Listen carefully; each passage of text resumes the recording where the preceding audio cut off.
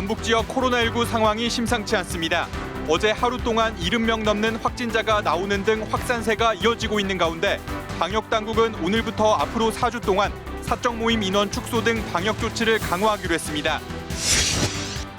정부의 초광역 협력 논의와 관련해 광역시가 없는 전북과 강원, 제주 3개 광역자치단체가 별도의 강소권 메가시티 지원을 촉구하는 활동에 돌입했습니다.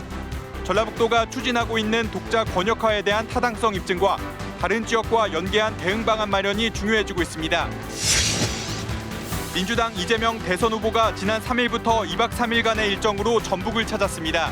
이재명 후보가 전북 차별, 전북 소외감 해소를 언급하며 제시한 지역 발전 구상을 짚어봤습니다. 선풍기나 밥솥 같은 소형 가전제품이 일상에서 제대로 처리되지 않고 있습니다. 환경K에서는 금과 구리, 니켈 등 다양한 금속 자원을 추출해 재사용할 수 있는 가전제품의 재활용 필요성을 알아봤습니다.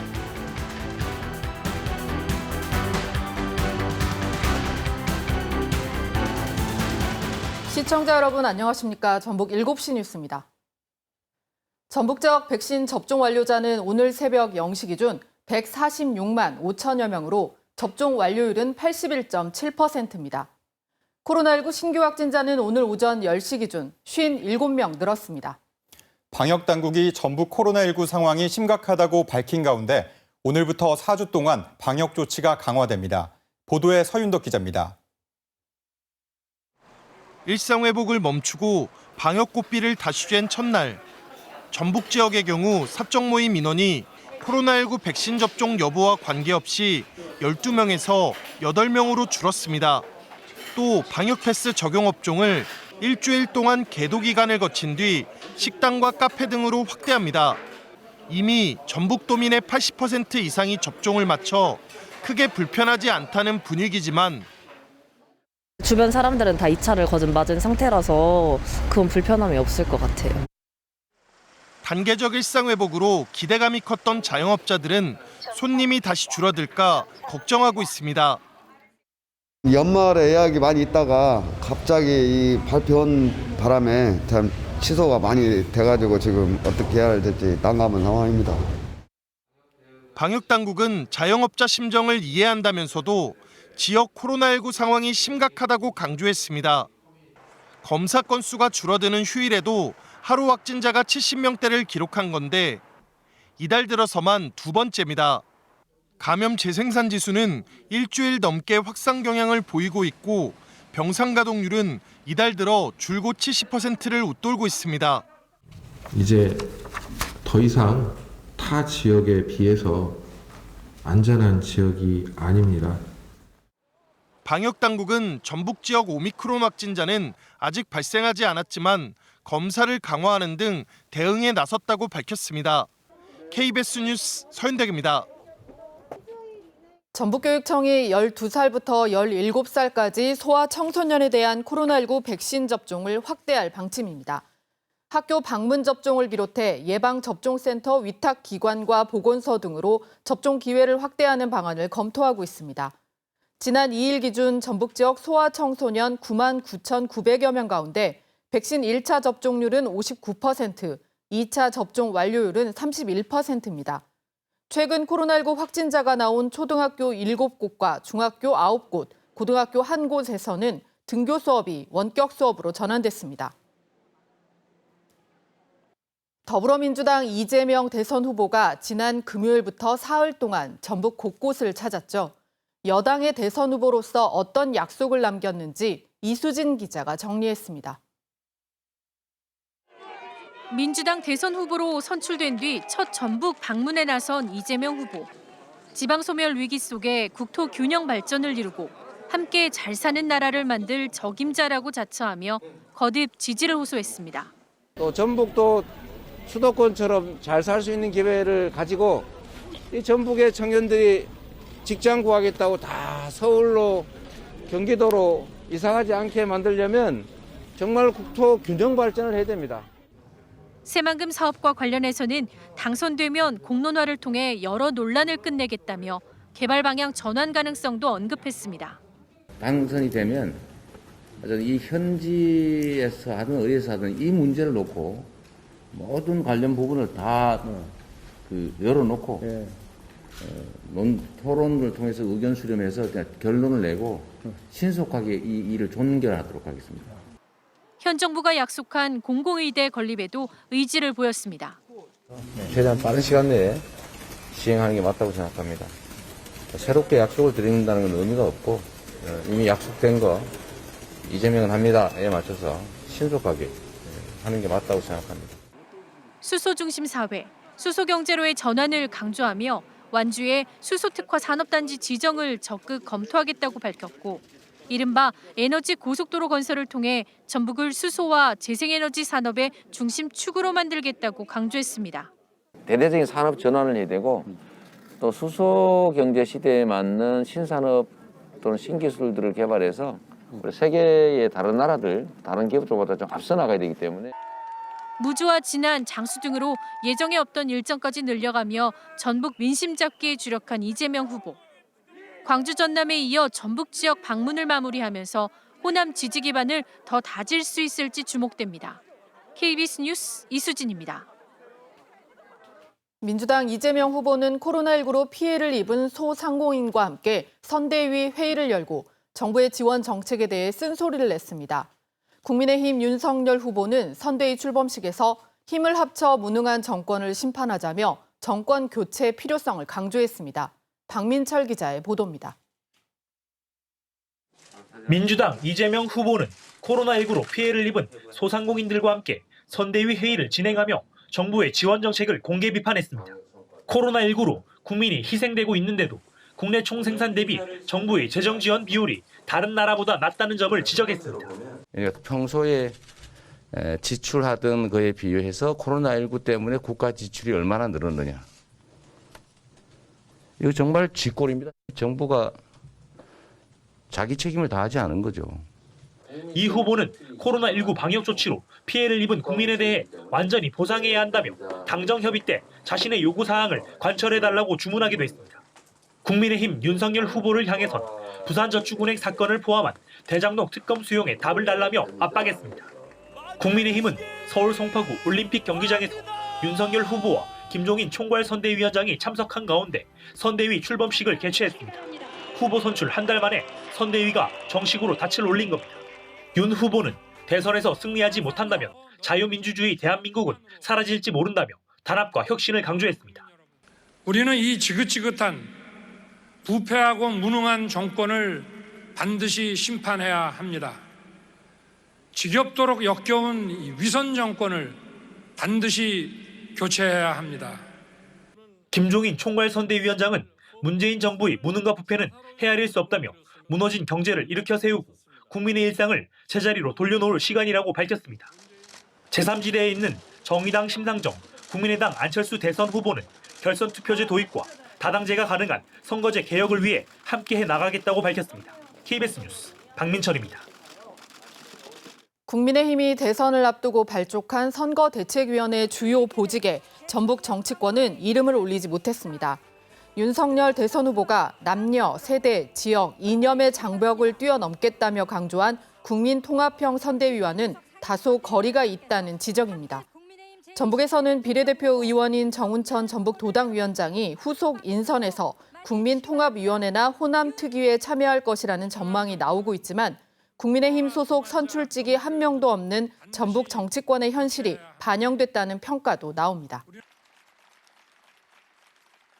광역시가 없어 정부의 초광역 협력 논의에서 소외가 우려되는 전북과 강원, 제주가 강속권 지원 촉구 건의문을 내며 첫 공동행동에 나섰습니다. 독자 권역화를 인정받기 위해 함께 대응하기로 했는데 자체 전략과 속도가 중요합니다. 이재영 기자의 보도입니다. 전라북도와 강원도, 제주특별자치도 세 지역 단체장들이 정부 세종청사를 찾았습니다.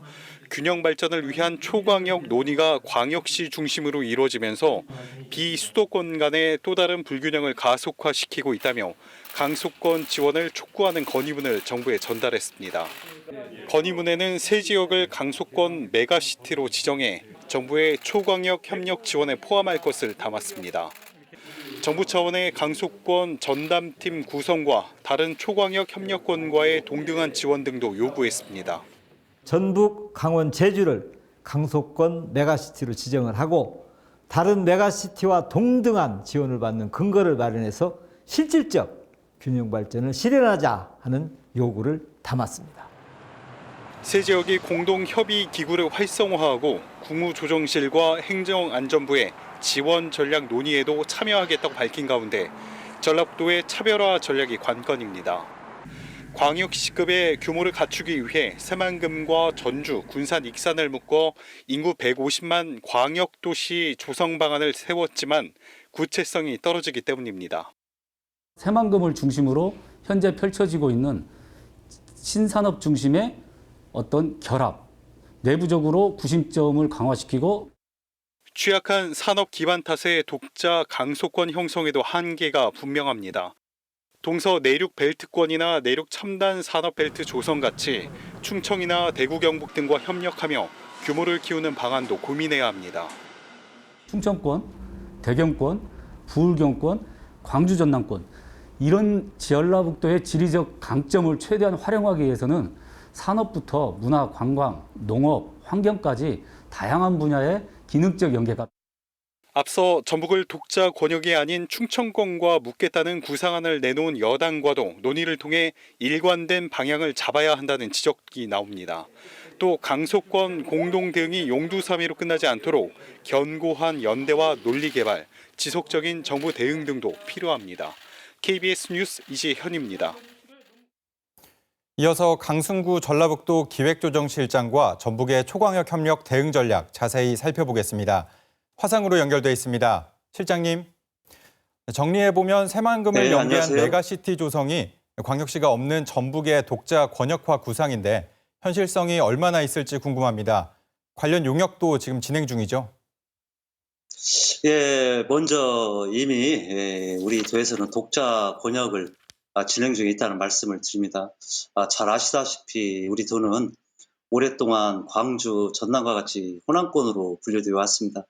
따라서 송하진 지사께서 민선 6기부터 전북목 찾기라는 아젠다를 설정해서 독자 권역을 추진해왔고 그 결과 정부가 2019년에 국도 종합계획에 전북을 독자 권역으로 인정하였고 국가 예산도 호남권이 아닌 전북권 예산을 그동안 저희들이 강력히 주장해온 결과 내년의 경우에는 8조 9,368억 원의 역대 최대의 국가 예산을 확보하는 성과를 거두기도 했습니다. 본론으로 들어가서 우리 도의 구체적인 독자 권역화 방안은 현재 구상 중이라 지금 구체적인 내용 드리기는 어렵지만 기본 방향에 대해서 말씀을 드리도록 하겠습니다. 첫 번째로 우리도 내부의 광역화입니다. 앞서 기자님께서 리포트를 하신 것처럼 새만금권, 전주권 등 우리 도내 여러 시군을 기능적으로 연계해서 권역을 구축하는 내발적 발전 방안을 현재 구상 중에 있는데 그러한 권역은 기능과 위치에 따라서 한 개가 아니고 여러 개가 될 수도 있습니다. 다음은 다른 광역자치단체와 초광역적 기능 연계를 통해 가지고 국내는 물론 국외까지 연결하는 브릿지 역할들 다양한 연계 모델을 구상 중에 있습니다. 현재 추진 중인 전라북도 광역화 방안 용역 결과를 참고해서 정부의 정책 방향에 맞춰서 구체적인 실행 계획을 마련해 나가도록 하겠습니다. 네, 부산, 울산, 경남이나 광주, 전남 등과 비교하면 일단 규모 면에서 차이가 큽니다. 전라북도 역시 초광역 협력으로 인한 또 다른 불균형 발전에 대한 우려를 나타내기도 했는데 공동 대응으로 얼마나 해소될 수 있을까요? 정부 역할이 중요할 것 같은데요. 예, 일단 공동 대응으로 일정한 효과가 있었습니다. 그동안 상황을 좀 간단히 정리를 해보면 지난 10월 14일 대통령께서 주재한 초광역 지역 지원 전략 회의에서 우리 전북, 강원, 제주가 정부의 초광역 정책에서 제외가 됐습니다. 그래서 이 회의 자리에서 송하진 지사께서 소외된 것에 대해서 강력하게 문제 제기를 하고 또 저희도가 주도를 해서 3개도가 강력하게 공동 대응에 나가기로 의견을 모은 결과 정부에서 우선 3개 지역의 지원을 전담하는 TF를 만들기로 했습니다. 또한 전북, 강원, 제주에서 추진 전략을 마련해서 정부에 제출하면 그 지원 방안을 적극적으로 검토를 해주기로 했습니다. 그래서 오늘 송하진 지사를 비롯한 3개도 단체장이 같이 행안부 장관을 면담하고 광속권 3개 지역에 대한 강력하고 구체적인 지원 방안을 마련해 줄 것도 요청했습니다. 말씀하신 것처럼 정부의 역할이 중요하기 때문에 저희는 강원, 제주와 계속 협력해 가면서 각 지역에 독자적인 추진 전략을 마련해서 조만간 정부에 제출하고 지원을 요청할 계획입니다. KBS 전주총국이 최근 실시한 여론조사에서 응답자들은 초광역 협력 취지에 80% 이상 동의했고 전북과 협력해야 할 광역권으로는 대전, 세종, 충청권 그리고 광주, 전남권을 차례로 꼽았습니다. 여기에 대해서는 어떻게 보십니까? 예, 저희들도 KBS와 비슷한 생각입니다. 우리 도에서는 앞에 우리 박사님께서 말씀하신 것처럼 비단 충청권과 광주, 전남권뿐만 아니라 대구, 경북권 그리고 부산, 울산, 경남권까지 연계를 확대해 나가고 새만금 공항과 신항만 등 새만금 권역을 중심으로 해서 중국, 동아시아까지 연계 권역을 확대해 나가는 방안을 구상 중에 있다는 말씀을 드립니다. 오늘 말씀 감사합니다. 네, 감사합니다. 네, 다음 소식입니다. 공공기관 설립이나 인가 때 비수도권의 입지를 우선 고려하도록 하는 내용의 국가균형발전특별법 일부 개정안이 국회 본회의를 통과했습니다. 공공기관의 수도권 집중을 완화하기 위한 것으로 앞으로 설립하는 공공기관의 입지를 결정할 때 국토교통부 장관 협의와 국가균형발전위원회 심의 의결을 거쳐야 합니다. 국가균형발전특별법은 정부와 지방자치단체가 재정사업으로 추진하던 지역균형 뉴딜의 법적 근거를 마련하고 디지털 저탄소 경제 관련 사업을 지역 기반으로 확장할 수 있도록 지원하는 내용도 새로 담았습니다.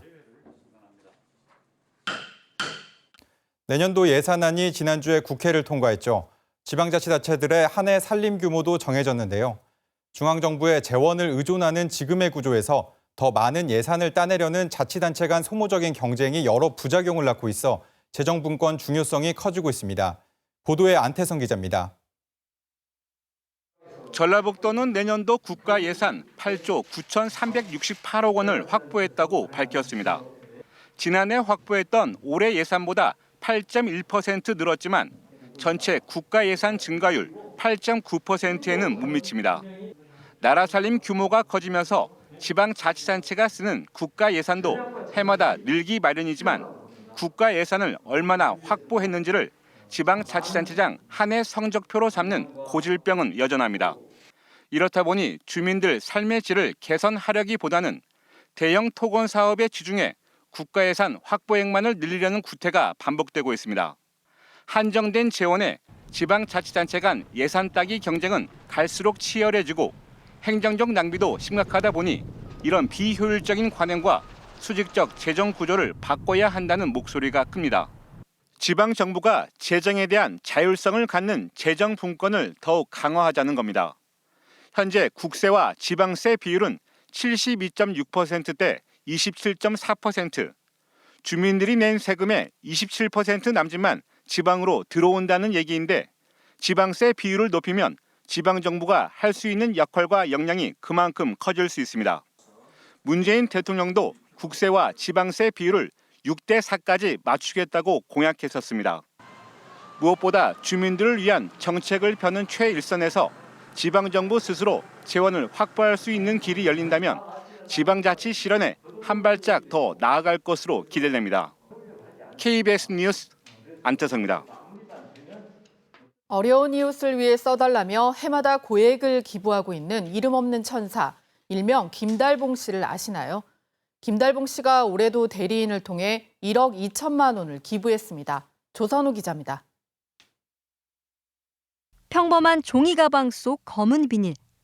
테이프로 꽁꽁 싸맨 이 비닐 안에는 현금 1억 2천만 원이 들어 있습니다. 지난 3일 오전 부안군청을 찾은 한 중년 남성이 맡기고 간 건데 자신을 일명 김달봉 씨의 대리인이라고 소개하면서 부안 지역의 어려운 이웃을 위해 써달라는 말을 남긴 채 유유히 사라졌습니다. 김달봉이라는 가명을 쓴 기부자가 이렇게 대리인을 통해 성금을 낸 건 이번이 처음은 아닙니다. 2016년 전북 사회복지 공동모금의 사무실로 한 남성이 찾아와 부안 지역에 써달라며 종이 가방에 담긴 5천만 원을 건넨 게 시작이었습니다. 지정이택 신청서 내 기부 의사를 밝히는 서류를 쓰셔야 된다 했더니 거기에 그냥 김달봉이라고만 하셨고 이게 본명은 아니라고 하셨어요. 이후 지난해 11월과 올해 1월에도 김달봉으로 1억 2천만 원씩을 기부했는데 이번에는 해를 넘기지 않고 또 기부를 한 겁니다.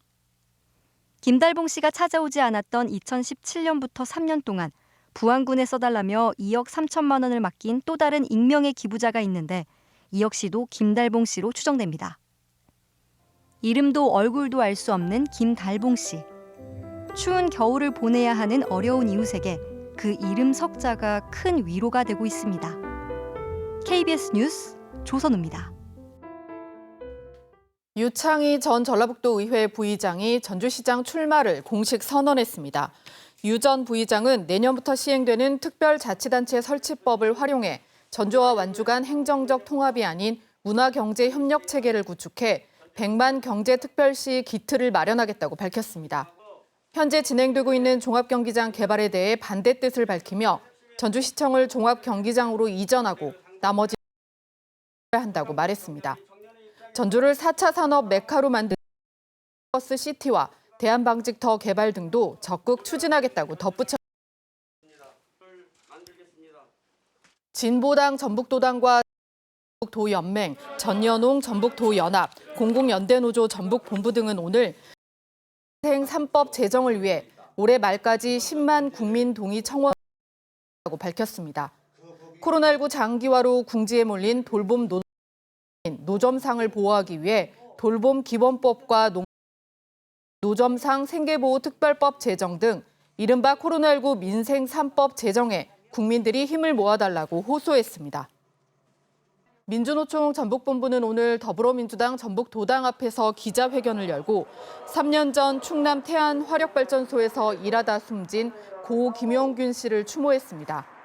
김 씨가 숨진 이후 산업재해 사망사고의 책임자를 처벌하는 중대재해처벌법이 마련됐지만 법 적용을 받지 않는 50인 미만 사업장에서 여전히 사고가 발생하고 있다며 더 촘촘한 제도가 필요하다고 지적했습니다. 일부 기업이 중대재해의 원인과 책임을 개인 과실로 떠넘기려 꼼수를 부리고 있다며 정부와 정치권이 적극적으로 개입해야 한다고 주장했습니다. 고 김영균 3주기 추모기간을 맞이하며 일하다 죽지 않고 차별받지 않는 사회를 위해 불평등 세상을 타파하기 위해 다시 모이고 외칠 것이다. 회사에서 시키는 대로 그저 성실하게 출근했다가 집에 돌아가지 못하는 산재 사망 노동자들이 매일 7명씩 발생한다. 우리는 이들을 추모하고 기억하며 행동할 것이다. 재산 변동으로 건강보험 피부양자에서 탈락하게 되는 사람이 50만 명에 달하는 것으로 잠정 집계됐습니다. 이 가운데 2만 4천 명은 집값 상승 등 재산이 증가해 피부양자에서 제외됐습니다. 보도에 이효연 기자입니다. 부동산 가격 상승 등으로 건강보험 피부양자 자격을 잃게 되는 사람이 2만 4천 명에 이를 것으로 전망됐습니다. 건강보험공단이 국회에 보고한 자료에 따르면 지난해 사업, 근로소득, 이자 등으로 인한 소득 증가율과 올해 주택과 토지 등 재산 과표 증가율을 적용한 결과 모두 49만 4천여 명이 피부양자 자격을 상실하는 것으로 추산됐습니다. 이는 전체 피부양자 1,846만 명의 2.7% 수준입니다. 이 가운데 재산 과표 변동으로 인한 자격 상실자는 피부양자 제외자의 4.8%인 2만 3,756명으로 집계됐습니다.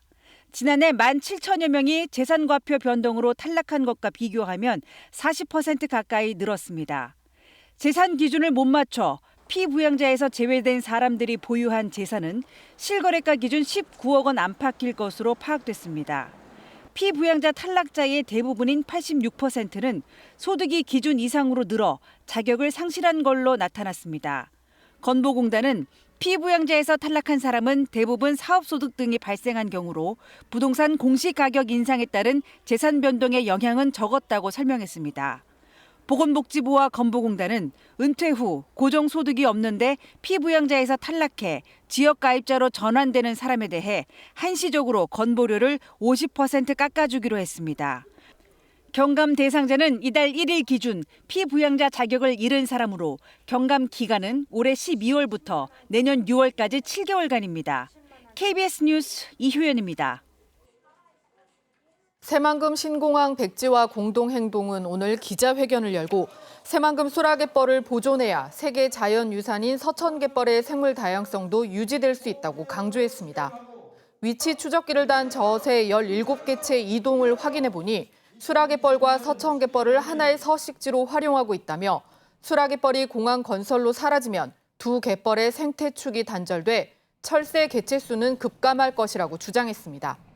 세계자연유산위원회가 유산 보존에 부정적인 영향을 주는 개발을 관리하고 멸종위기 철새 보호를 위한 노력을 당부한 만큼 새만금 신공항 건설은 철회되어야 한다고 밝혔습니다. 민주사회를 위한 변호사 모임 전북지부는 오늘 성명을 내고 전라북도와 익산시가 장전마을의 피해 주민 가운데 민사재판부의 화해 권고 결정을 받아들인 7명을 배척했다고 비판했습니다. 민변은 전라북도와 익산시가 주민 7명의 추가 합의 의사를 받아들이지 않은 점은 최대한 많은 주민과 합의하겠다는 입장을 바꾼 것이라고 주장했습니다. 장전마을 주민 175명 가운데 146명은 법원 권고에 따라 보상금 50억 원을 나눠받기로 했습니다. 전라북도는 올해 예산으로 추가 보상금을 지급하기 어려워 내년 추경 예산으로 지급하는 방안을 검토하고 있다고 해명했습니다.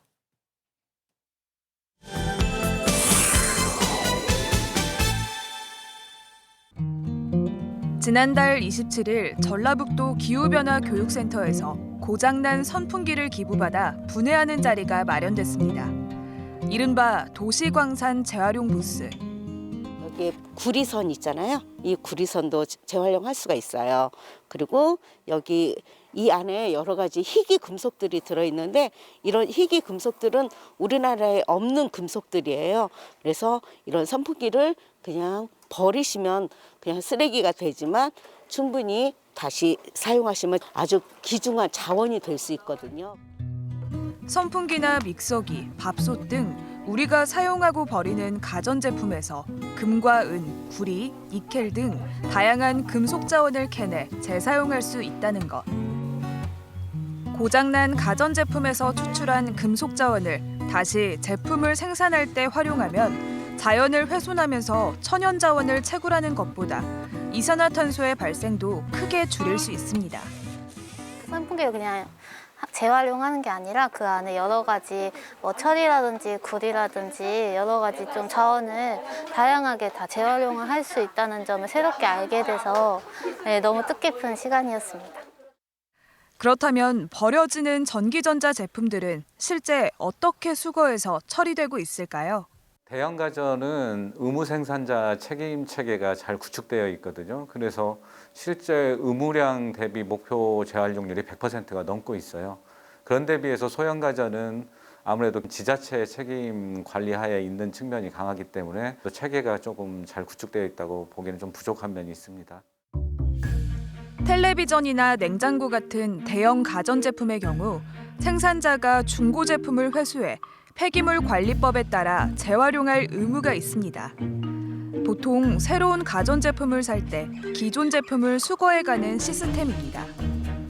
반면 생산자의 수거 의무가 없는 소형 가전은 제품을 버리는 각 가정에서 직접 소형 가전 수거함을 찾아 버리거나 폐기 신고를 하면 무상으로 수거해 가는데요. 사실상 수거함이 거의 없고 폐기 절차를 잘 모르는 사람들이 많아 아무렇게나 버려지는 것들이 많습니다. 대형 가전은 수거하기가 용이한데 소형 가전 같은 경우에는 별도로 이렇게 수거함이 있으면 수거가 참 쉬운데 일반 주택이라든지 원룸, 길거리에 있는 소형 가전들은 별도의 수거함이 없다 보니까 수거가 쉽지가 않고 어렵습니다. 전주시의 경우 절차대로 수거된 소형 가전들은 완주군 이서의 대형 폐기물 선별장에서 제품별로 분류됩니다. 이후 논산의 재활용 업체가 다시 수거해 금속을 추출하고 재활용하는데요. 문제는 이런 제도권 안에서 처리되지 못하는 제품들이 더 많다는 겁니다.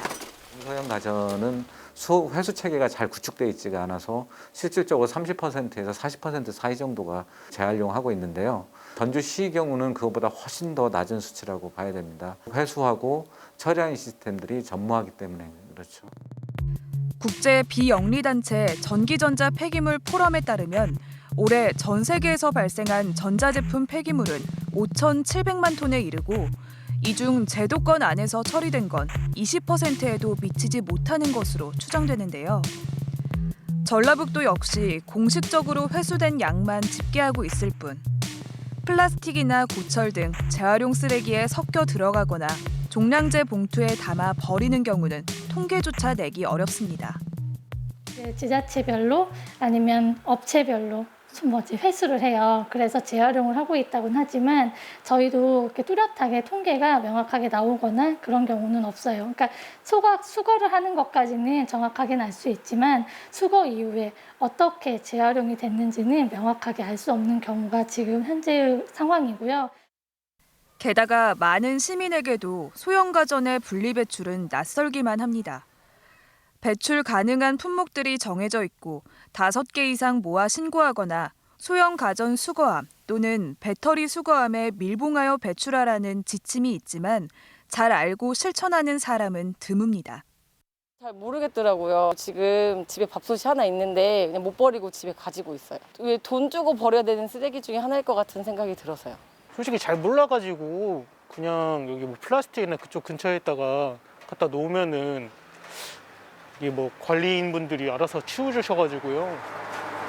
그렇게 버렸던 것 같아요. 제대로 재활용되지 못해 쓰레기로 버려지는 도시의 광물들. 이제 그 가치를 다시 눈여겨볼 때입니다. 전자 폐기물 안에는 유가금속이라고 해서 정말 가치 있는 자원들이 어마어마하게 많은데 실제로 어떤 한 제품을 만들 때 100이 필요하면 그중에 한 80은 재활용을 통해서 얻을 수 있는 자원이라고 생각을 하면 될 것 같아요. 또 한편으로는 이것들이 잘못 분해되거나 재활용될 때 유해물질이 발생할 수 있는 경우가 되게 많아요. 공공의 영역 안에서 소형 가전제품도 재활용을 잘 수거해서 재활용할 수 있게끔 하고 실제로 이제 재활용하는 과정에서 문제점이 되는 유해물질도 잘 관리할 수 있는 시스템을 저는 지자체가 또 관리를 마련해야 된다고 생각을 합니다. 코로나19 여파로 응급 환자를 병원으로 이송하는 시간이 늘고 있는데요.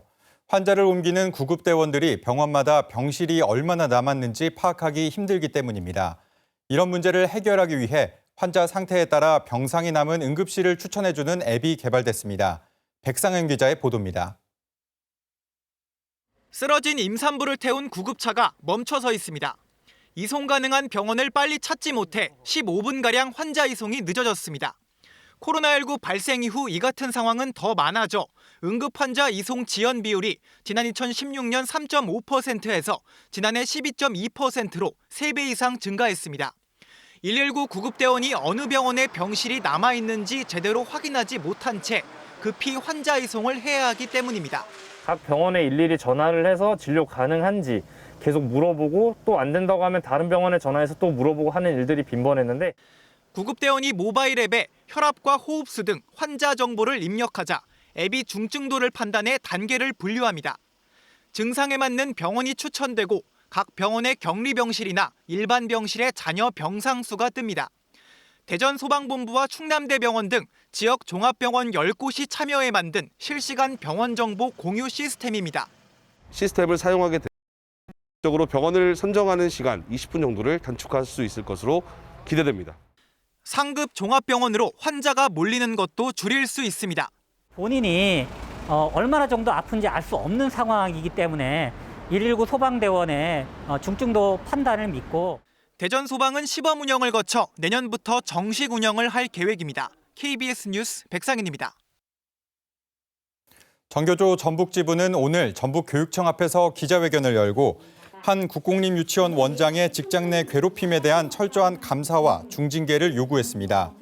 전교조는 해당 유치원장의 일상적 폭언과 외모 비하 등 지속적인 인격 모독으로 인해 교사 상당수가 정서적 피해를 호소하고 일부는 공황장애로 병가를 내거나 정신과 치료 상담을 받고 있다고 밝혔습니다. 전북교육청은 이달 말까지 원장을 분리 조치하는 한편 감사 결과 사실로 드러나면 추가 조치할 방침입니다. 전북 지역 코로나19 병상의 4분의 1가량을 맡은 군산의료원 노조가 오는 9일 파업을 예고했습니다. 간호사와 보건직 등 250여 명이 소속된 군산의료원 노조는 임금체계 개선 등을 요구하며 이달 초 파업 찬반 투표를 가결했습니다. 노조는 지난주 전북지방노동위원회 1차 조정에 이어 오늘 의료원 측과 교섭을 진행했지만 의견 차이를 쉽게 좁히지 못할 것으로 보고 있습니다. 전북지방노동위원회 2차 조정은 파업 하루 전인 오는 8일 군산의료원에서 열릴 예정입니다.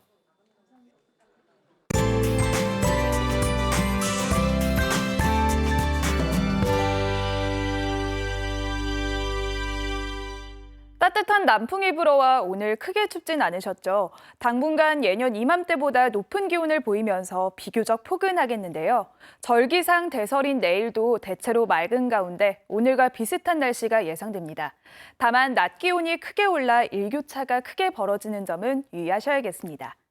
밤사이 기온이 낮아지면서 수증기가 응결돼 이른 아침에는 안개가 끼겠는데요. 내륙 곳곳은 가시거리가 1km 미만으로 짧아지는 곳이 있겠고 도로에 살얼음이 끼는 곳이 있어 출근길 안전운전 하셔야겠습니다. 내일 대체로 맑은 가운데 밤 한때 미세먼지 농도가 나쁨 수준까지 오르겠습니다. 아침 기온은 전주 2도, 익산 영하 1도로 오늘과 비슷하겠고 낮 기온은 12도에서 13도의 기온 분포를 보이겠습니다.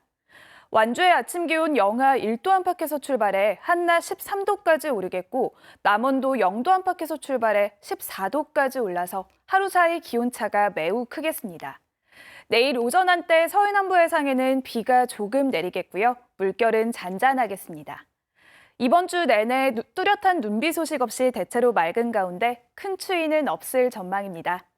날씨였습니다. 한 달여 전 일상 회복을 위한 첫걸음을 떼며 잠깐이지만 잊고 지내던 일상의 소중함을 느낄 수 있었죠. 숨통이 트이는가 싶었지만 확진자가 늘면서 결국 다시 방역 지침이 강화됐습니다. 멀어진 일상의 시간을 되돌리기 위한 개인의 노력이 필요한 때입니다. 뉴스를 마칩니다. 시청해주신 여러분 고맙습니다.